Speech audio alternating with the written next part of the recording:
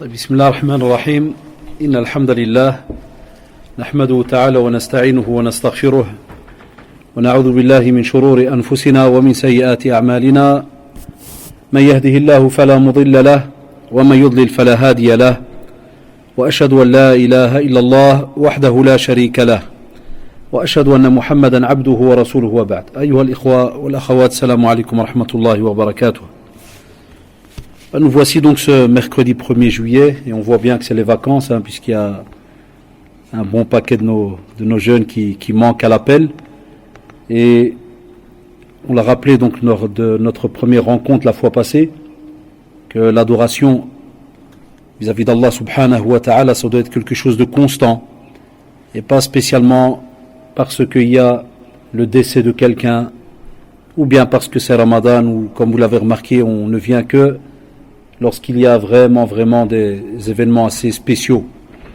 Et donc ça c'est une leçon pour chacun d'entre nous et c'est quelque chose qui doit nous pousser à continuer à parler avec nos enfants, avec nos jeunes, puisqu'il y a aussi des parents qui sont ici présents et je suis sûr qu'ils ont des enfants, qu'ils ont même des petits-enfants, mais vous l'avez remarqué, on n'a plus ce qu'on appelle la même force qu'on avait peut-être il y a des années pour, et je pèse le mot, il ne faut pas être gêné, pour les obliger à venir donc à la mosquée, même si le mot il peut paraître compliqué, il peut paraître dur, mais c'est une réalité.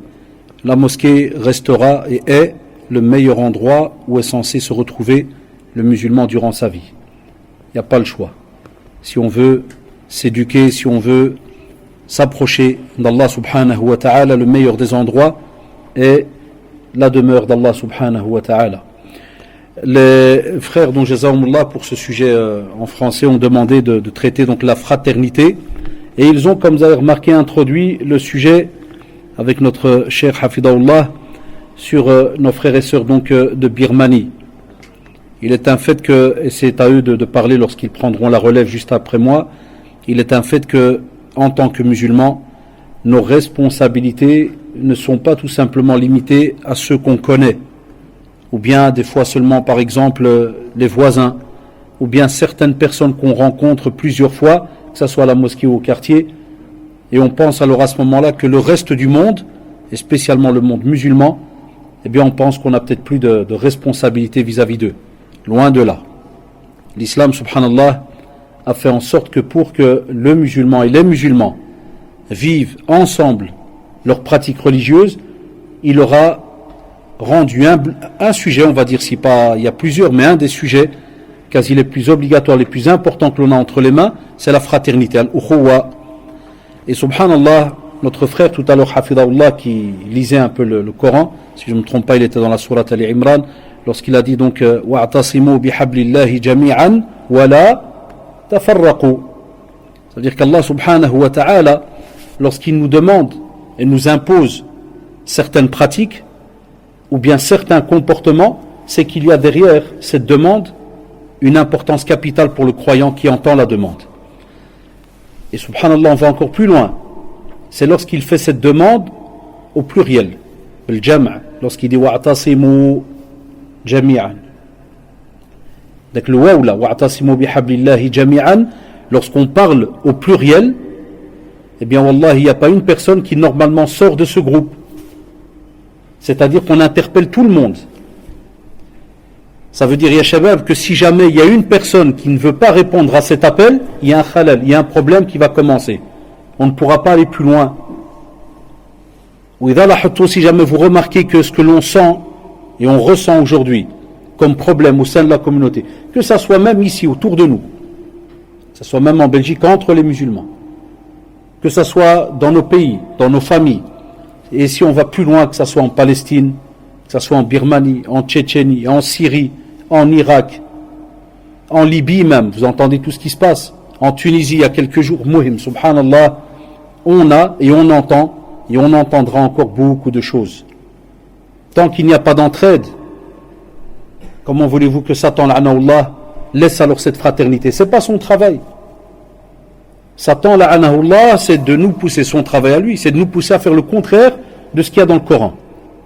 Ça c'est son travail, la urwiyannahum, avec un ta'kid. Et on te met un lam au début, et vous savez, dans la grammaire, subhanallah, il n'y a pas une lettre qui n'a pas un poids. Il n'y a pas une lettre. C'est pour ça qu'il faut lire le Coran, mais avec réflexion, et aller loin. Il n'y a pas une lettre qui n'a pas un poids lorsqu'elle est mise, par exemple, devant un verbe. Lorsqu'on jure, la uqsimu, si on entend qu'Allah subhanahu wa ta'ala va jurer avec une de ses créatures, c'est que subhanallah, il veut nous montrer sa grandeur.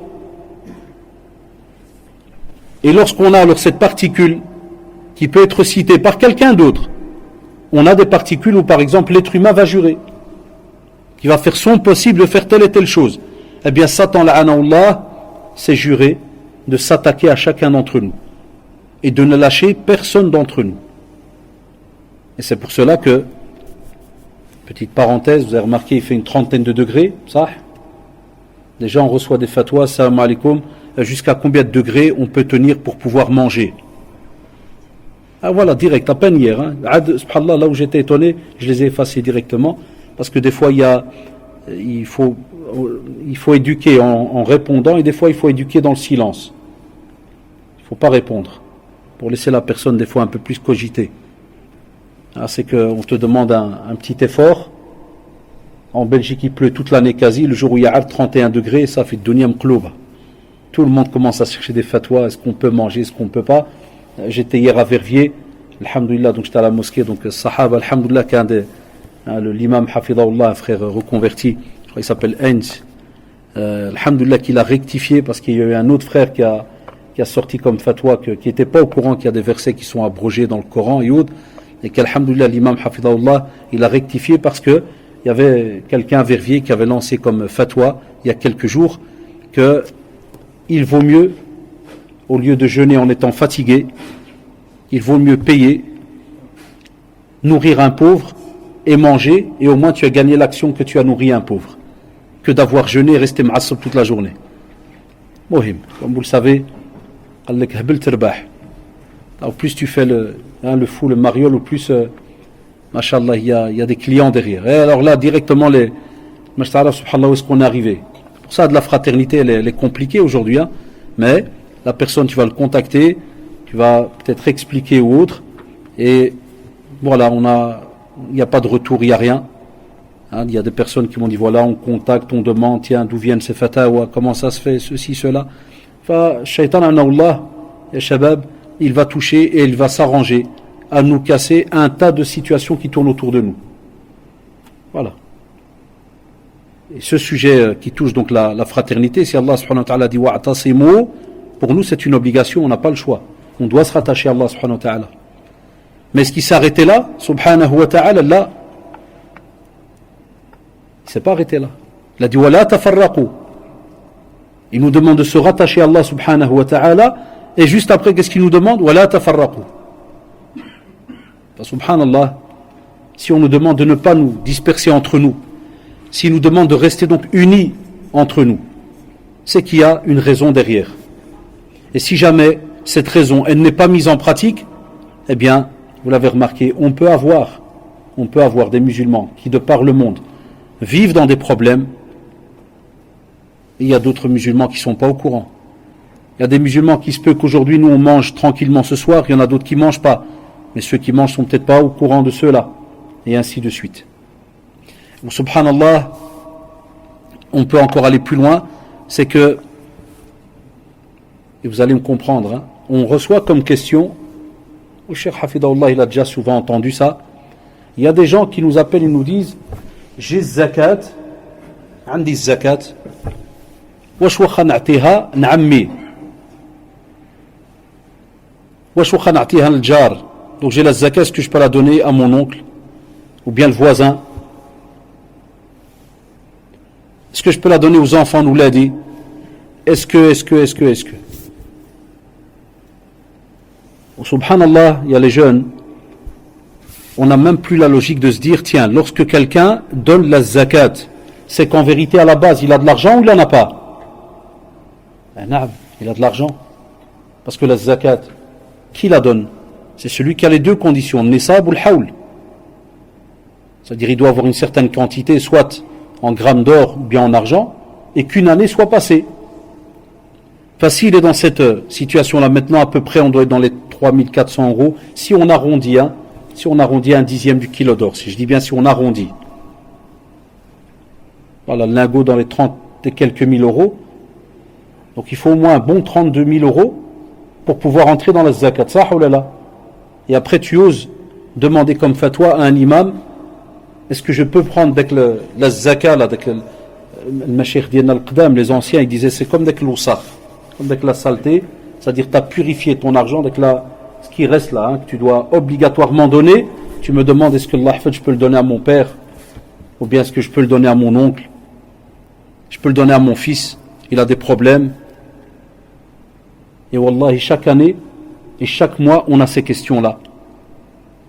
Où est la fraternité? Normalement, les membres de la famille, est-ce qu'on leur donne la zakat si on a plus de 30 000 € sur le compte? Sincèrement, est-ce qu'on donne zakat?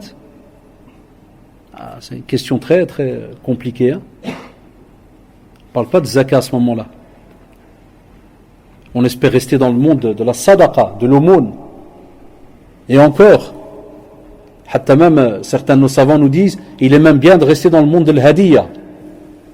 Et un cadeau. Tu viens, tu dis, Mashallah, j'ai un cadeau pour toi. Tu sais très bien que tu n'oserais pas aller chez ton cousin et lui dire, tiens, j'ai une sadaqa pour toi, tiens. Ça? Tu vois la beauté de la religion, subhanallah al-adim. On va se retrouver avec certaines choses à donner lorsqu'on arrive dans des situations, entre guillemets, vraiment, où il n'y a pas le choix. Amma subhanallah, on nous apprend que même quand tu es avec un membre de la famille et que tu veux donner quelque chose, et tu fais attention aux mots que tu vas employer. Alash, pour que justement l'union reste entre les musulmans. Pour que la fraternité elle reste, et spécialement au sein de la famille. Donc, ya shabab, on fait même attention par rapport à certains mots. Pourquoi? Ou sinon, lorsqu'Allah subhanahu wa ta'ala nous a dit wala tafarraqu, impossible. Impossible qu'on se disperse pas et qu'on n'ait pas, subhanallah, entre nous. Chacun il est de son côté, puisque des fois il y a même des situations où le mot il peut être blessant pour l'autre.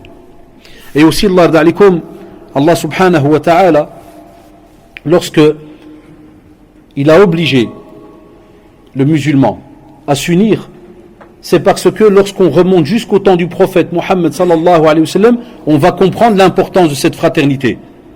Et c'est pour ça qu'on vous dit Akha bayna al-muhajirin wal ansar, il a fraternisé entre les gens de la Mecque avec ceux de Médine. C'est la première chose. Aoul Haja. Première chose qu'a fait le prophète sallallahu alayhi wa sallam. Dès que ceux de la Mecque sont arrivés à Médine, lorsqu'ils ont fait cette grande hijra, après celle de l'Habasha, eh bien, subhanallah, qu'est-ce qu'ils ont commencé à faire les compagnons, ceux qui étaient à Médine? Il y en a qui ont commencé à partager leurs terres, leurs avoirs, nourriture, maisons. Et un point qu'aujourd'hui on ne pourra pas comprendre parce que c'était il y a plus de 1400 ans, c'était compliqué en ce temps-là. Il y en a même qui, quand ils étaient mariés, quand il avait 2 femmes, ils parlaient avec ses épouses et s'arrangeaient pour divorcer d'une épouse, et à ce moment-là, elle se remariait avec donc celui qui venait de la Mecque. Je vous dis, il y a 1400 ans. C'est pour ça qu'aujourd'hui, certains, quand ils entendent ça, ils restent étonnés, même des femmes aussi restent étonnées, ou même des non-musulmans. On est en train de parler d'il y a plus de 1400 ans. Et c'était un acte très très noble. Wallah, c'était un acte immense. On ne peut pas imaginer ce que c'est, quelqu'un qui va se séparer de son bien, sa maison, sa terre et autres, qu'il a, mashallah, préparé pendant des années. Donc il y a des situations, subhanallah, qu'on est obligé d'aller étudier au temps du prophète sallallahu alayhi wa sallam.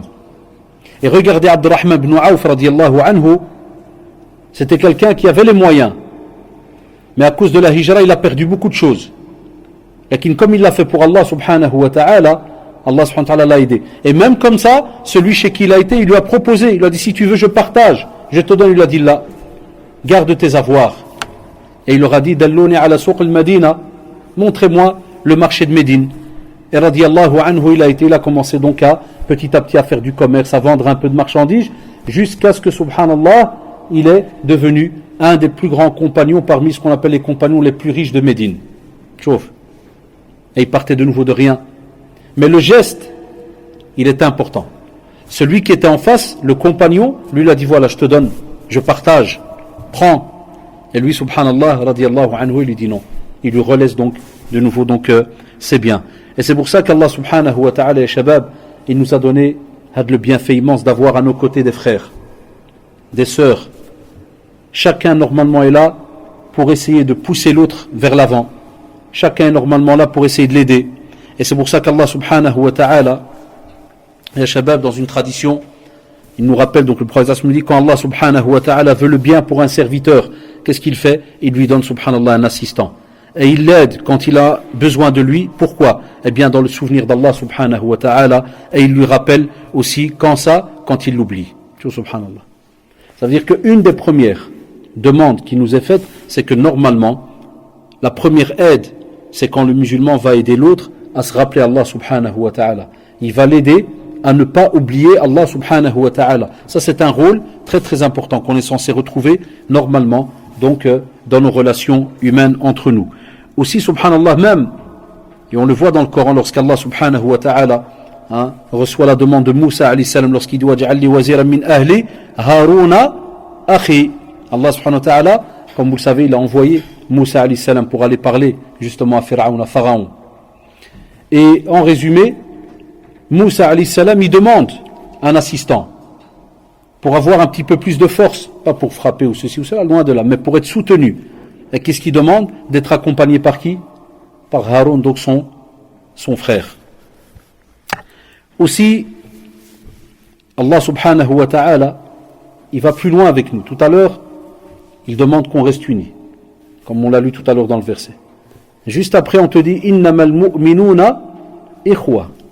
Alors de nouveau, regardez les particules. Innama, il y a un ta'kid de nouveau pour te dire que sûr et certain, ça veut dire que tu n'as aucun doute et tu ne dois avoir aucun doute. C'est que les croyants, je n'avais pas dit innama al-muslimuna, il a dit innama al-mu'minuna. Ça veut dire que normalement le croyant, celui-là il est déjà très très loin. Il comprend la définition des mots. Il comprend l'importance de toutes ses actions.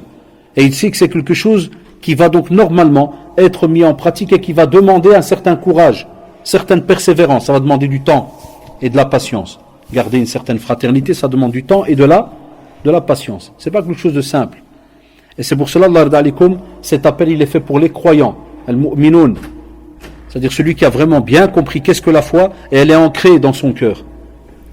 Et il est, subhanallah, en concordance avec les injonctions divines. Aussi, on va plus loin. Il te dit namal mu'minuna ikhwa fa aslihu bayna akhawaykum. Ça veut dire il te dit subhanallah même comment fonctionner. Donc Allah subhanahu wa ta'ala nous dit même comment est-ce qu'on est censé fonctionner entre nous. C'est que s'il y a un problème, s'il y a un litige, on est censé subhanallah faire en sorte que la concorde elle soit établie entre nous. Et c'est là que les problèmes commencent. C'est là que les problèmes commencent. Rien que dans les familles. Combien est-ce qu'on n'a pas de familles qui se disputent? Combien on n'a pas de frères dans la même famille qui ne se parlent pas depuis des mois, certains même des années. Et des fois, subhanallah, même à cause d'argent, héritage. Encore hier, j'écoutais un dars, Ahad Macher Adoun Cheikh bin Hamza du Maroc, Hafidahullah, qui était en train de faire ce qu'on appelle donc une rencontre de fatawa. Et de nouveau, à chaque fois, les mêmes questions qui reviennent. Les parents qui ne parlent plus aux enfants, des enfants qui ne parlent plus à leurs parents, le mari qui quitte la maison parce que ceci ou cela, et sa mère, elle lui a dit, tu dois quitter cette femme parce que je l'aime pas, osez. Chose, subhanallah, on te dit, innamal mu'minuna ikhwa, fa aslihu bayna akhawaykum. C'est-à-dire, subhanallah, si on veut aller plus loin et garder ce terme, al-mu'minun, Allah subhanahu wa ta'ala te dit même, wa in ta'ifatani minal mu'minina iqtatalu. On parle de l'islah, on doit remettre la concorde. On te dit que même si deux groupes de musulmans s'entretuent, regarde de nouveau vous retrouvez l'islah, dans son tafsir il dit, regardez Allah subhanahu wa ta'ala il les a appelés mu'minun alors qu'ils sont en train de s'entretuer. Ça c'est une petite réponse aussi entre guillemets, une remarque pour ceux qui traitent certains sahaba de kuffar, parce qu'il te dit que sahaba entre eux, il y a eu donc certaines périodes où il y a eu des batailles, et où des fois sahaba sont retrouvés face à face. Et certains, ils te disent, voilà, tel groupe, ils sont kuffar, ou ceci ou cela, vous savez, entre guillemets, qui est-ce qui raconte cela? Alors qu'Allah subhanahu wa ta'ala, il te dit, wallahi, même si, tant qu'ils sont musulmans, ils se rencontrent, il y a eu un problème, ça reste des êtres humains, le but à nous, c'est lequel? C'est de les remettre ensemble. Et il les a appelés, et il continue à les appeler mu'minun. Ils sont croyants. Ce qui veut dire que, subhanallah, entre nous et shabab, entre musulmans, il n'y a pas quelque chose qui va faire que, dès qu'il y a un dilemme, Dès que tu vois un problème, tu le laisses. Et toi, alors au contraire, tu viens et soit tu rajoutes les coups, soit les insultes, soit. Il te dit là, au contraire. Tu dois tout le temps être celui qui va essayer de ramener, subhanallah, cette stabilité entre les croyants, cette fraternité entre les croyants. Jamais le contraire. Et c'est pour cela que Abu Huraira radiyallahu anhu, dans une tradition authentique, il nous dit que le prophète sallallahu alayhi wa sallam a dit La tadkhuluna al-jannah hatta tu'minu wa la tu'minu hatta tahabbu aw la adullukum ala shay'in idha fa'altumuhu tahabbtum ufshu as-salam baynakum. Fa subhanallah, afshu as-salam, vous le savez, c'est lorsque on rencontre la personne en face de soi, un musulman dit salam alaykum wa rahmatullah, il te répond. Aujourd'hui, avec les nouvelles catégories de jeunes qu'on a, certains sont même pas au courant. Tu dis salam alaykoum, il te dit bonjour. On a d'autres jeunes, tu dis salam alaykoum, il te répond pas. Pourquoi? Parce que tu es un égaré, tu n'es pas un bon musulman pour lui. Et on en a d'autres, même si toi tu lui dis pas encore salam alaykoum, mais lui va te croiser, il va pas te dire salam alaykoum. Et on a une autre catégorie, ils se croisent, ils sont musulmans, mais c'est parce que c'est devenu une habitude. Par exemple, chez nous, dans les quartiers où il y a beaucoup de musulmans, on peut se croiser et il n'y a pas de salam. Et les gens, et ça dans la sunna, c'est mauvais. Il y a des gens qui ne se saluent que quand ils se connaissent. Et ça dans la sunna, ça nous a été appris. On ne salue pas que les gens qu'on connaît. C'est une grave erreur. Tu vois, alhamdoulilah, tu vois qu'il est musulman, salue-le. Et ne me dis pas non, ça sert à rien, les gens ils remettent pas le salut. Là, fais-le. Parce que c'est un ordre, ça a été demandé par le prophète sallallahu alayhi wa sallam. Et Allah subhanahu wa ta'ala, ya shabab, comme vous le savez, c'est lui qui transmet au prophète sallallahu alayhi wa sallam. Mais il lui transmet quoi? Il lui transmet un mode d'emploi que nous, on est censé écouter. Pourquoi? Parce que c'est Allah subhanahu wa ta'ala qui nous a créés. Il sait comment on est. Et il nous montre, subhanallah, quels sont les petits outils qu'on peut employer pour qu'on continue à s'aimer. Ça sous-entend que si jamais on ne le fait pas, on ne pourra pas s'aimer. Wallahi, on ne pourra pas. C'est pour ça, lorsqu'Allah subhanahu wa ta'ala nous a demandé de rester frères, il nous donne le mode d'emploi, il nous dit saluez-vous. Et vous allez voir, c'est une preuve alors d'amour entre vous. Et subhanallah, on nous dit même que si jamais tu veux rentrer au paradis, tu dois être croyant. Et juste après, on t'apporte, subhanallah, un tas de petites actions et on te dit que si jamais tu veux vraiment être croyant, vous devez absolument qu'il y ait de l'amour entre vous. Et après, comment est-ce qu'on va avoir cet amour? Tu trouves la beauté des hadiths. Action après action. Vous avez remarqué, ça ne s'arrête pas avec tout simplement soyez croyants. Là, à chaque fois, il y a une action qui suit une deuxième. La troisième, jusqu'à arriver au résultat. Tu veux vraiment qu'il y ait de l'amour entre vous? Eh bien, faites le salam. Saluez-vous. Et c'est pour cela que on rappelle tout le temps, et ces derniers temps, spécialement encore hier, et dans plein de conférences qu'on donne, on demande aux jeunes d'apprendre même à saluer leurs parents, parce que ça se perd. Même la manière de saluer les parents. Par exemple, chez nous, il est honteux, c'est honteux, qu'un enfant salue son père en donnant comme ça la main, au lieu qu'il fait à son père comme ça. Ou là, son père est de l'autre côté de la rue, lui fait Aïda. Là, un des plus beaux signes d'amour, tu traverses la rue. Tu le salues, tu lui embrasses la main, embrasses la tête, tu lui fais une accolade. Tu vois, rien que le salam est une preuve d'amour. Enfin, que penser quand on parle ici du salam entre nous, et le hadith il est général, il parle des musulmans. Enfin, que penser lorsqu'on l'apprend déjà, les enfants vis-à-vis de leurs parents. Et aussi les parents vis-à-vis de leurs enfants. Le prophète sallallahu alayhi wa sallam, quand Fatima radiyallahu anha, elle venait, ou bien lui venait, afwan, plutôt c'était le prophète qui venait lui rendre visite. Et si jamais elle venait des fois lui rendre visite, il se lève. Le texte que j'ai en tête, il se lève et il va vers elle et il l'embrasse sur le front. Subhanallah. Ada le prophète sallallahu alayhi wa sallam avec Fatima radiyallahu anha. Il se lève et il va l'accueillir. Que ce soit lorsqu'elle vient rendre visite ou bien si jamais il la rencontre. Et ça c'est quelque chose, subhanallah et shabab, qui wallahi, ce sont des petits gestes, mais ils mettent de l'amour incroyable entre les gens. Et le cœur il change. Vous vous rappelez ce bédouin qui est venu chez le prophète sallallahu alayhi wa sallam et il a vu le prophète sallallahu alayhi wa sallam embrasser les enfants. Et il a été étonné. Il a dit, regarde moi combien j'en ai jamais embrassé un. Qu'est-ce que vous voulez qu'on vous fasse si subhanallah cette clémence a été enlevée du cœur? Chouf. Rien que le salam. Et on te dit subhanallah de rencontrer hein, ton frère avec un sourire, ou zé, tout ça, maintenant on a remarqué petit à petit, ça se perd. Subhanallah, al-Walid Indiana, nos parents nous disaient que lorsque avant ils étaient arrivés ici, ils étaient étonnés que les gens, quand ils passent, il n'y a personne qui parle avec l'autre. Chacun y va. Il dit alors que chez nous au pays, chaque fois on s'arrête tous les 2 mètres, on s'arrête. On salue celui-là, on parle avec celui-là. Ils étaient étonnés. Puis alhamdoulilah, quand la communauté a commencé à grandir, les anciens ils ont commencé à discuter entre eux. Et puis maintenant sont venus les générations qui ont suivi. Et comme vous l'avez remarqué, on peut avoir un ancien qui passe devant un groupe de jeunes et il n'y a pas de salam entre eux. Il n'y a pas de salam. Ou bien tu peux avoir, tu peux avoir quelqu'un ou bien de plus âgé qui va saluer, soit on va même pas l'entendre, ou bien certains vont être étonnés, vont le regarder bizarrement. Parce que subhanallah, on a fait un bond en arrière. Et on a pris les habitudes de certains. Comme si on vit seul. Ça on ne peut pas aussi, comme vous le savez, Allah d'alikum. Et ya shabab, comme on le voit dans cette tradition-là, vous savez, vous n'entrerez pas au paradis.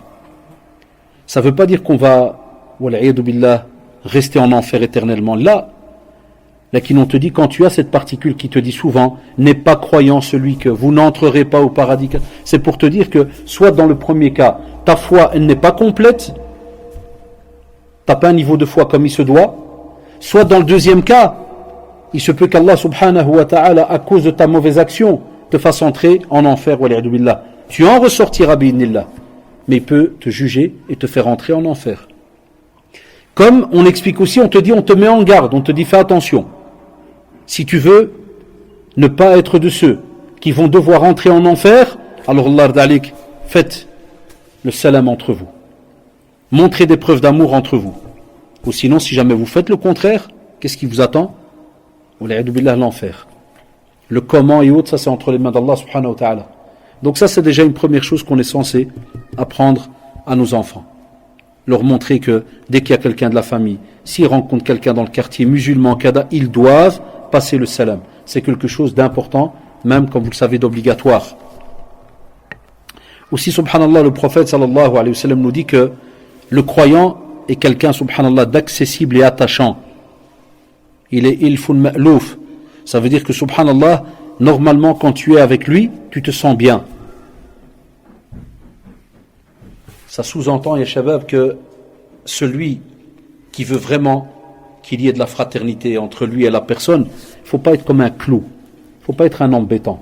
Il y a des gens, Allah, ils sont lourds, ils embêtent. Ils viennent toujours là voir les petits détails. Tous les 10 secondes, une remarque. Tous les cadres, tous les ceci, qu'est-ce que tu fais? Wallah, tu dis, au plus il est loin, au mieux c'est.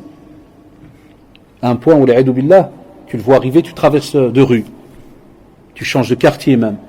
Alash. Alors qu'il a peut-être une très très bonne intention. C'est ça qui est étonnant. Il a sûrement une bonne intention, mais on te dit fais attention. Il y aura l'art et la manière de comment est-ce que tu peux transmettre alors le message. Et le problème, subhanallah, aujourd'hui, comme on le remarque avec cette tradition-là, c'est qu'on te dit que le prophète sallallahu alayhi wa sallam, et wallah, ça fait peur, parce qu'il te dit qu'il n'y a aucun bien, et aucun bien ne peut venir de celui qui ne l'est pas, c'est-à-dire celui qui, subhanallah, n'est pas accessible et attachant. Un genre de dur, c'est-à-dire, entre guillemets, qui ne sourit pas, qui n'apporte rien, qui est toujours, entre guillemets, dans ses manières, il est dur. Il te dit, wallah, il ne peut apporter aucun bien. Et c'est la vérité, puisque tout le monde s'écarte de lui. L'insan qui harab minnou, il ne veut pas s'approcher. Alors, parce qu'il te dit qu'il va de nouveau me faire des problèmes ou autre. Et on va plus loin, et il te dit, et le meilleur des hommes est le plus utile aux gens. Wa khayrun nas, anfa'uhum linnas. Khayrun nas. Tu vois, subhanallah, shabab, à chaque fois que le prophète sallallahu alayhi wa sallam, et on le voit dans beaucoup de hadiths qui parlent de tout ce qui est les relations humaines. Khayrukum khayrukum li ahli. Khayrun nas, tu vois, subhanallah, khayr. Ça veut dire que normalement, les shabab, on tend, c'est-à-dire on fait son possible, à être tout le temps, et à essayer tout le temps d'être celui qui va apporter un bien. Ça veut dire qu'un musulman, à la base, il est quelqu'un de positif. Un musulman, quand tu es avec lui, il n'y a pas de perte, il n'y a que du gain. Un musulman, quand tu es avec lui, tu es serein, tu es apaisé. Et c'est pour cela, dans une toute petite tradition, et vous avez remarqué, on te parle d'accessible, d'attachant, et c'est celui qui apporte un bien. 3 bonnes actions. Hadith juste avant le salam. Ça? Regardez combien d'actions on a. Est-ce qu'on est dedans? S'il fallait déjà s'arrêter maintenant. Est-ce qu'on est dans ces comportements-là? C'est pour ça qu'on dit souvent à nos jeunes, et transmettez, alhamdulillah, au fur et à mesure, d'après vos moyens, que une des choses qu'on voit qui est nouvelle ces dernières années, c'est qu'il est impossible que parce que tu rentres dans la pratique de la religion, tu rigoles plus. Il y a des jeunes, ils n'ont pas pratiqué pendant des années, et alhamdoulilah, il revient dans la pratique. À peine il commence à reprendre la prière, la sunna, qu'est-ce qu'il fait? Il rigole plus. C'est fini. Il croit qu'il n'y a que lui, l'enfer, et il n'y a rien d'autre autour. C'est fini. Ça veut dire c'est soit je vais tomber en enfer, soit il y a le Jannah. Donc, je ne veux pas aller en enfer, c'est trop tard, on ne rigole plus. Parce que j'ai déjà peut-être un pied dedans. Et il ne rigole plus. Là, regarde les traditions. Et ça, subhanallah, nous dans notre métier, on le voit tout le temps. Hatta wal'idou billah, on a même des personnes, des fois ils te disent, et même des parents, ils te disent, Wallahi, il y en a mon fils, Bni, ou bien ma fille, il était mieux quand il pratiquait pas. Parce qu'il était tout le temps là, il rigolait, il aidait, il était actif et il venait toujours. Et il te dit maintenant qu'il y a du cassage. Tout le monde est mauvais. Il te dit non. Normalement, si tu es celui qui est utile aux autres, impossible que tu vas avoir des réactions et un comportement qui va faire en sorte que les autres ils s'écartent de toi. Parce que s'ils s'écartent de toi, comment est-ce que tu peux être utile pour eux? C'est impossible. C'est impossible. Donc regardez combien de choses des fois nous on fait et ils sont contraires à la sunna, on ne le remarque même pas. Et puis on s'étonne alors que certaines personnes se retrouvent tout seuls. Il n'y a plus personne qui leur parle. Parce que l'être humain, des fois il peut être méchant à l'âge. Les gens ils se parlent autour d'eux. Quand tu es quelqu'un comme ça très dur, les gens ils se parlent. Et les gens commencent à mettre en garde. Tu dis ouais un tel c'est un casse-tête, il est toujours dur, il est toujours ceci, il est toujours cela. Qu'est-ce qui se passe? Les gens s'écartent. Alors que l'islam c'est l'inverse.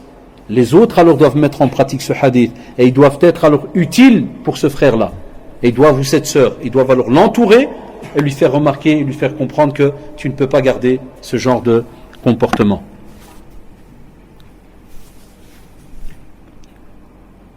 Le prophète sallallahu alayhi wa sallam, il va plus loin et nous rappelle que lorsqu'il y a deux personnes, et subhanallah, il te dit, lorsque deux personnes s'aiment, ils se respectent, masha'Allah, fraternité entre eux, il te dit, celui qui aime le plus l'autre, il te dit, eh bien Allah subhanahu wa ta'ala va l'aimer le plus. Celui qui va aimer le plus son frère en islam, eh bien Allah subhanahu wa ta'ala va l'aimer à lui le premier là, celui qui a aimé le plus. Enfin on te dit, regarde subhanallah quel genre de, entre guillemets, de petits cadeaux on te laisse. Et hatta même, subhanallah, si tu vas voir dans le domaine relationnel, des relations entre nous, comportement entre nous, c'est comme s'il y a un jeu. Ça veut dire que c'est comme si toi tu restes sincère, hein, il ne faut pas faire semblant, mais c'est comme si toi tu te dis, au plus moi je vais apporter, je vais donner, au plus je sais qu'inconsciemment Allah subhanahu wa ta'ala m'aime. Et Allah subhanahu wa ta'ala ne va pas me délaisser. Et au contraire, je retrouverai ce bénéfice le jour du jugement dernier. Et c'est pour cela que, si vous vous rappelez dans le hadith qu'on cite très très souvent, parmi les 7 qui seront sous l'ombre du trône d'Allah subhanahu wa ta'ala, lorsqu'il a cité Rajulani tahabba fillah, c'est-à-dire 2 hommes qui se sont aimés pour Allah subhanahu wa ta'ala. Ils se sont rassemblés pour Allah subhanahu wa ta'ala, donc ils se sont réunis, ils ont été amis pour Allah subhanahu wa ta'ala, et quand ils se sont séparés, c'était pour Allah subhanahu wa ta'ala. Pas pour des futilités, des bêtises. Donc regardez le bénéfice. Et ce bénéfice-là, Allah radalikum, il n'y a personne qui pourra nous le donner. On n'arrête pas de rappeler dans nos conférences qu'il y a des bénéfices qu'Allah subhanahu wa ta'ala va nous donner le jour du jugement dernier. Et c'est là qu'on les a vraiment besoin. On les a besoin yawm al-qiyamah. Parce que ça va être dur. Le moment va être très très dur. Hein. Regardez, 30 et quelques degrés et tout le monde meurt déjà. Ils sont déjà en train de parler de la canicule. Alors en venant sur l'autoroute de Charleroi, là, c'est écrit en grand, canicule, hydratez-vous, buvez.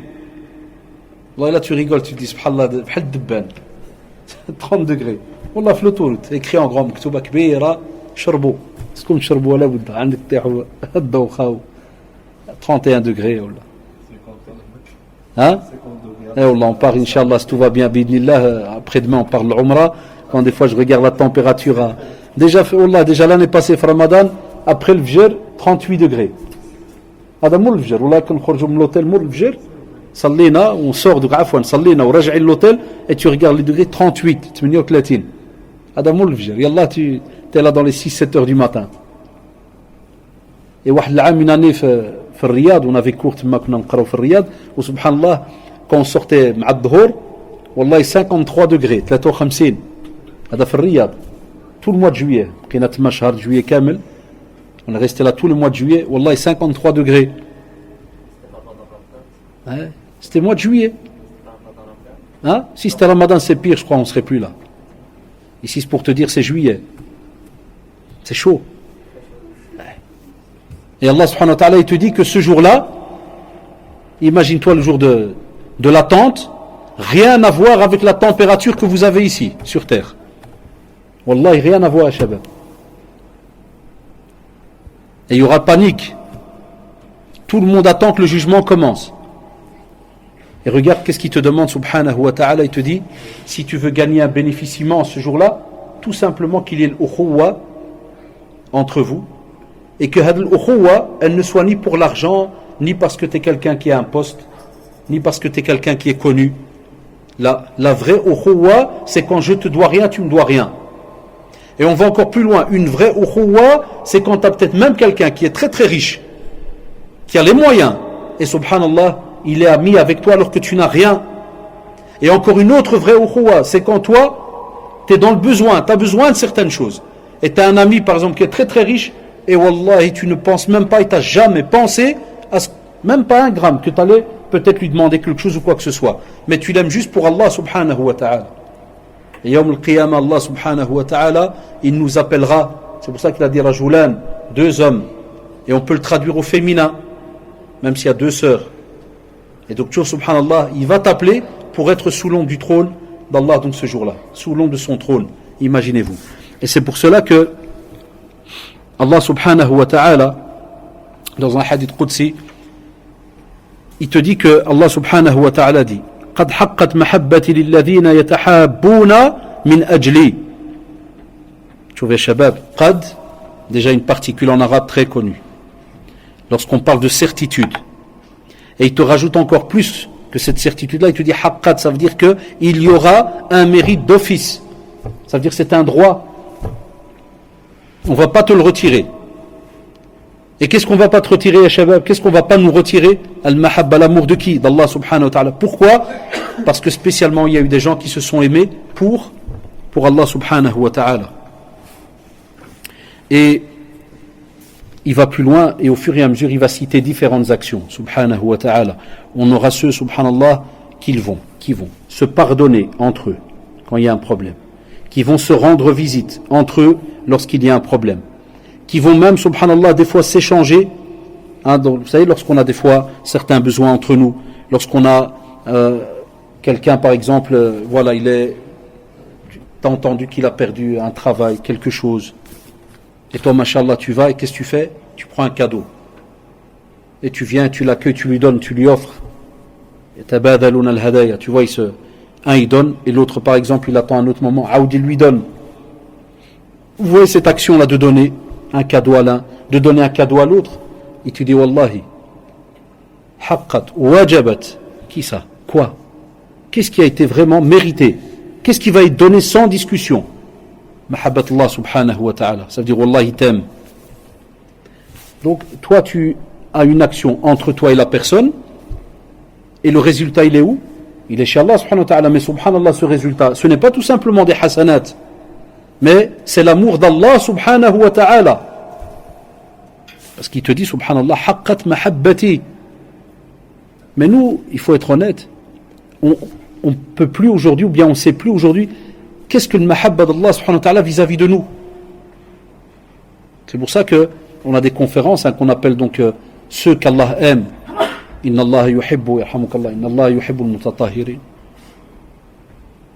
on a des versets comme ça qui se terminent par certitude qu'Allah subhanahu wa ta'ala aime ceux qui se purifient ceux qui sont sincères avec les sincères et ya shabab si Allah subhanahu wa ta'ala nous aime wallah on a gagné ce qu'il y a sur terre et dans l'au-delà même si tu n'es pas quelqu'un qui est milliardaire parce que ça n'a pas de prix personne ne peut t'apporter ce résultat là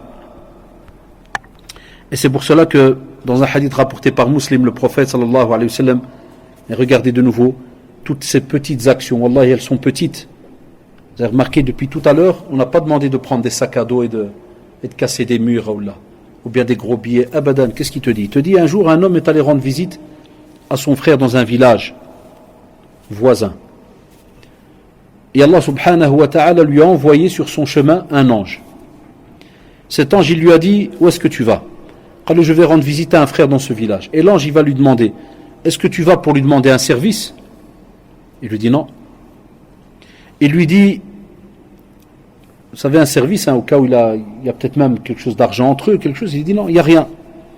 Il dit, pourquoi donc tu vas? Il lui dit, moi je vais le voir, lui rendre visite parce que je l'aime en Allah. Et l'ange lui dit, alors je t'informe que je suis un envoyé d'Allah subhanahu wa ta'ala pour t'annoncer qu'Allah subhanahu wa ta'ala t'aime comme tu as aimé ton frère pour lui. Ça veut dire, subhanallah, shabab, même si nous aujourd'hui, on va peut-être pas vivre cette situation comme on le voit dans le hadith, où un ange va venir te parler. Mais si le prophète sallallahu alayhi wa sallam nous a laissé cette action, et nous a laissé cette histoire, c'est pour nous dire que celui qui sort de chez lui pour aller rendre visite à un frère en islam, pour Allah subhanahu wa ta'ala, wallahi avec la seule intention de lui rendre visite pour Allah subhanahu wa ta'ala, pendant qu'il marche avec ce hadith là, wallahi il doit savoir qu'Allah subhanahu wa ta'ala l'aime. Normalement ça donne la chair de poule ça, hein? Wallahi, de savoir que tu es quelqu'un qui est même pas en train de combattre, tu fais rien. Tu es même pas quelqu'un qui perd sa famille ou qui donne ses biens. Abadan. Tu marches pour aller voir ton frère en islam. Qu'on soit honnête, le hadith il parle d'aller vers un frère en islam. Moi j'ai des élèves, des jeunes qui m'avouent qu'ils n'ont pas vu leur tante depuis 3 mois, leur oncle depuis 4 mois. Mais s'ils sont au Maroc, ça c'est 1 fois par an. Même le téléphone, il n'y a pas moyen. Soit je leur demande, il n'y a pas le téléphone. Avant, il n'y avait pas le téléphone. Vous voyez le mahabba, la vraie, que nos parents, hafidahumullah, ils avaient. Allah yarhamhum bi rahmatillah pour ceux qui sont partis. Vous vous rappelez, al-walidin, avant, on avait le cassette, radio cassette, toute petite. Vous savez ce qu'on faisait? On s'asseyait en famille et on enregistrait dans la cassette. Et puis on allait à la gare du Midi quand les cars ils allaient au Maroc. Et on donnait la cassette au chauffeur, plus de l'argent. On est sûr qu'elle arrive là-bas. Et on lui dit, tu vas aller à tel café. Le Marsa à Tanger, tu vas déposer ça là-bas. Tu demandes après un tel, parce qu'on avait par exemple un cousin, il travaille là, Kahwa Jia, il vient déposer Kahwa et compagnie. Lui, il vient, il prend la cassette, il la montre jusqu'à Jbel. Le grand-père, il l'écoute. Les cousins viennent avec un appareil. Le grand-père, il reparle dans l'appareil. Tout le monde reparle et ça redescend jusqu'en ville pour aller jusqu'à le Mahatta, être donné au chauffeur parce qu'il a dit qu'il revient que dans 2 semaines, parce qu'avant c'est pas comme maintenant tous les mardis, et puis il redonne la cassette. Elle arrive chez nous, on l'écoute et comme ça chaque mois comme ça. C'est comme ça que nous on a grandi. Pendant l'année, on n'y avait pas de téléphone. Wallahi, toute ma jeunesse, j'ai grandi comme ça en Belgique, on parlait dans les cassettes. Tchouf le mahabba. Tchouf le mahabba qu'avaient les parents vis-à-vis de leurs parents. Il y avait la petite cassette, des fois on donnait 2. Donc wahda avec le walidin, parce que c'est pas la même discussion. Wahda avec les frères et sœurs. Donc on demandait exprès que les tantes et les oncles ils s'assoient à part et après ils rigolent avec eux. Tchouf subhanallah. Et aujourd'hui, il y a le téléphone, il y a Skype, il y a tout ce que tu veux. Et même comme ça, plein n'appellent personne. Al-Fdiha al-Musiba, c'est laquelle? C'est quand tu as un membre de la famille qui habite au coin, là-bas. Des fois, tu demandes à certains, je demande aux élèves, je dis, est-ce que vous avez des oncles, des tantes? Naam. Ils sont au Maroc? Non, ils sont en Belgique. Où ça? Wallah, quand ils me donnent l'adresse, par rapport à leur adresse, t'as honte. Quand ils te disent, je ne les ai pas vus depuis 3 mois. Tu dis, ils habitent non, au coin. Et pourquoi? Wallah, je suis occupé, monsieur. Les entraînements, l'école. Est-ce qu'on aurait imaginé qu'un musulman ne voudrait pas avoir le mahabba d'Allah subhanahu wa ta'ala pour lui? Wallah, si tu aurais dit ça aux compagnons, ridwallah alayhim, tu leur aurais dit, va arriver une communauté qui ne vont pas vouloir l'amour d'Allah subhanahu wa ta'ala. Je crois qu'ils auraient dit, c'est des fous à nous. C'est peut-être même pas des musulmans, gars. Ils auraient été étonnés. Eh bien aujourd'hui, voilà. On vous dit tu peux gagner le mahabba, mais même comme ça, wallah ya shabab, hein, je vous parle même pas, je parle même pas des troisième générations. Parce qu'il y a des familles, par exemple, nous qui avons notre âge, on voit les tantes. Mais moi je connais des familles où, par exemple, les enfants de la troisième génération, ils les connaissent même pas. Alors, c'est la tante de mon père. C'est-à-dire, on n'apprend même pas à l'enfant que dans notre religion, la tante, elle est comme ta mère. Ton oncle, il est comme ton père. Même si, wallah, tu me dis c'est un fou, et qui parle pas bien, et qui fait ceci, et qui fait cela, wallah, al-adim, il reste comme ton père. Et tu lui dois le respect, et tu lui dois le nasiha, et tu dois patienter avec lui, et tu dois. Chouf. Et nous, les premiers, ceux qui sont nos oncles, donc nous, notre première génération, moitié, et nos enfants, des fois, ils connaissent même pas les oncles et les tantes. Tu fais, ah, c'est la toute vieille, là. Ouais, la toute vieille. Et normalement, elle est comme ta mère.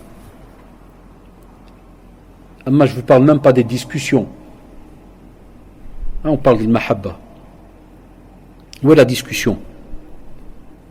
Parce que c'est facile de parler quand on est des jeunes entre nous. C'est facile de parler. Ça ne demande pas beaucoup d'efforts. Hein.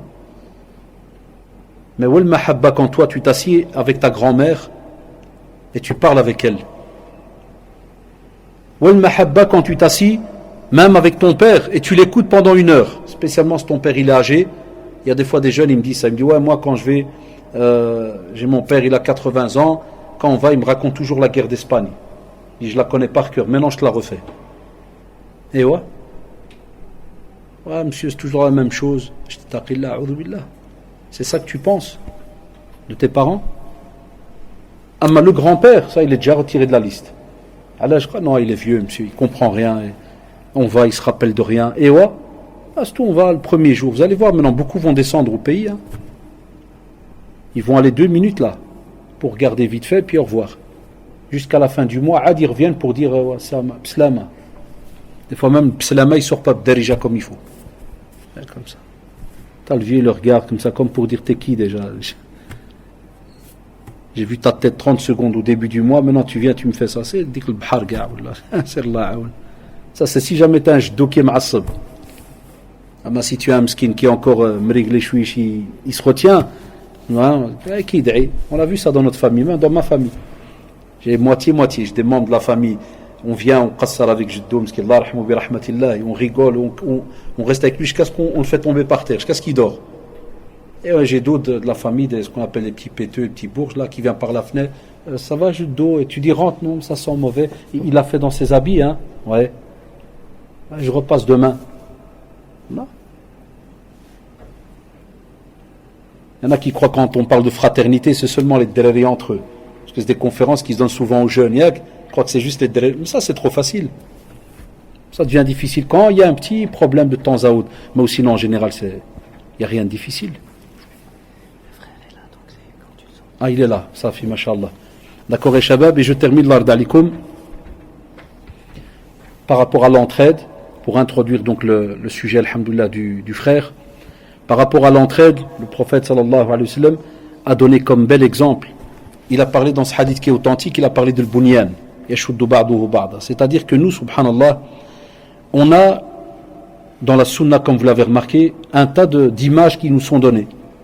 C'est une manière pédagogique. Hein. Donner toujours une image, c'est une manière qui fait qu'en général, le texte il reste dans la tête, l'exemple il reste. Il te dit, subhanallah, les musulmans, quand ils sont frères, quand il y a de l'entraide entre eux, eh bien le musulman, pour le musulman, c'est comme une bâtisse. Et une bâtisse, vous savez très bien, elle est faite d'abord de briques et avec béton pour le sous-sol et pour bien le bassement et autres. Et puis tu as, subhanallah, les briques. Tu enlèves un mur, tu enlèves un pilier, tu enlèves une brique. Qu'est-ce qui se passe? Tout tombe. Eh bien, tu dis, les musulmans entre eux, c'est le même système. Et si les frères sont venus aujourd'hui pour essayer, c'est vrai, c'est dommage. C'est rare, Wallah al-Adim, c'est rare qu'on fait des remarques. C'est pas une remarque loin de la hasha lillah. Mais les jeunes, ils sont sur Facebook, ils savent qu'il y a des rencontres où il y a par exemple un sujet un peu plus, on va dire, embêtant. Parce que la preuve, j'aurais mis aujourd'hui Farsienne le monde des genoux, j'aurais eu la salle, tabarakallah, pleine. C'est la vérité, faut pas, c'est une réalité. Mais tu mets fraternité plus Birmanie, Kada. C'est quoi là aujourd'hui, Birmanie? Je sais même Birmanie, non. Tu sais c'est quoi Birmanie? Je sais pas. Mais on oublie que la roue elle tourne. Allah ya Shabab, nous on est ici maintenant en Belgique. J'étais dimanche passé, j'avais conférence à Oui. Vous connaissez Oui, hein? Chez les frères albanais. Et je termine avec cet exemple. C'est que des Albanais qui m'ont appelé. Quand je suis arrivé là, deux choses. La première, Halfoul, ils m'ont dit Wallahi, c'est la première conférence en 20 ans. 20 sana, dit fouille. L'imam Halfli, il dit Wallahi, c'est la première fois qu'on a quelqu'un en français. Il dit nos jeunes Albanais, on fait en albanais, ils ne comprennent pas. Il dit c'est la première fois. 20 sana. Et je lui ai dit, il y a des villages, où il y a des villes où Nest fait chaud, il y a trop de doros. Et il me dit, Mskini, presque en plein, il me dit, il me dit, regarde, on a maintenant 3-4 générations, il n'y a rien. Et la deuxième chose, pour vous dire la roue elle tourne, eh ben nous on est en Belgique, on se sent bien, on est à l'aise. Puis tu as quelqu'un qui te parle de Birmanie. C'est loin, Birmanie. Et l'Albanie, c'est loin. Ça en Europe, c'est pas loin, c'est ici. Vous vous rappelez Yougoslavie? Les plus petits, ils ne savent pas ça. Hein? Vous vous rappelez la Yougoslavie? Tchécoslovaquie. Où sont passés tous ces pays? Hatta certains, ils disaient que le paradis sur terre, c'était la Yougoslavie. Avec la neige, les grands prix de ski. La Yougoslavie. Elle a été éclatée. Au Kosovo, comme on l'appelle le Kosova, c'est ça le vrai mot, ils les ont massacrés. Les musulmans Srebrenica, vous êtes au courant, hein?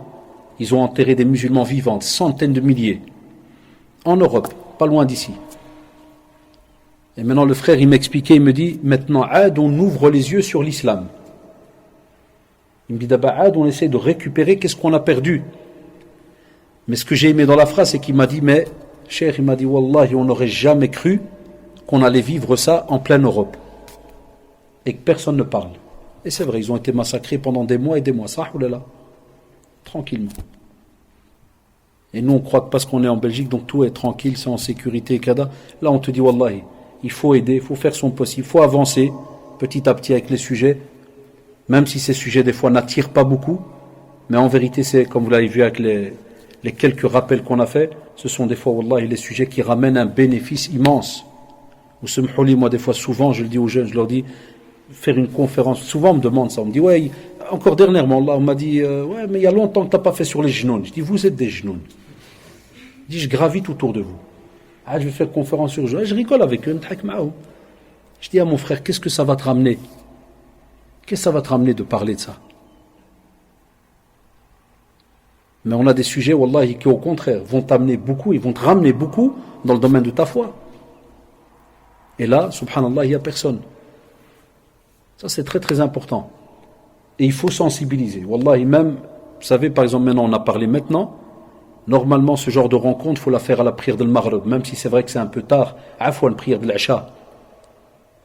Quand on veut parler spécialement, wallahi, c'est une bête idée, mais quand on veut parler de la Birmanie, ceci, cela, et les endroits qui sont massacrés, alors s'il fallait voir certaines photos, c'est insoutenable.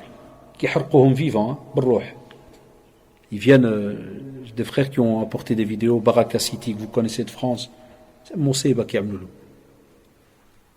Et ça, il faut que quand les gens soient là, très très important, parce que c'est pas un simple sujet. Fajazakumullah, hein, pour votre écoute, pour votre patience. Et les frères, ils sont où? Fais-nous les frères où le frère? Voilà, Inch'Allah. Donc je vais redonner la parole. Ana Inch'Allah din wadda'koum. Donc je vais vous laisser parce que comme vous le savez, je pars l'Umrah Inch'Allah.